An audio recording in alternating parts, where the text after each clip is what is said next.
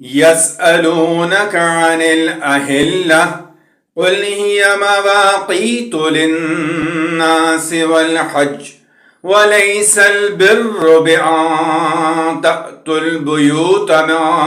ظهورها ولكن البر من اتقى وأتوا البيوت من أبوابها واتقوا الله لعلكم تفلحون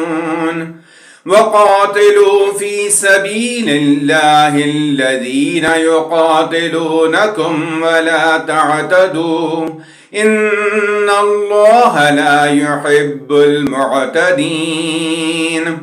واقتلوهم حيث ثقفتموهم وأخرجوهم من حيث أخرجوكم والفتنة أشد من القتل ولا تقاتلوهم عند المسجد الحرام حتى يقاتلوكم فيه فإن قاتلوكم فاقتلوهم كذلك جزاء الكافرين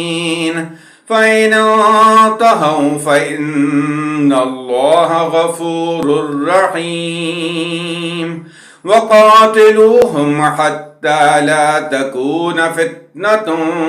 ويكون الدين لله فإن انتهوا فلا عدوان إلا على الظالمين.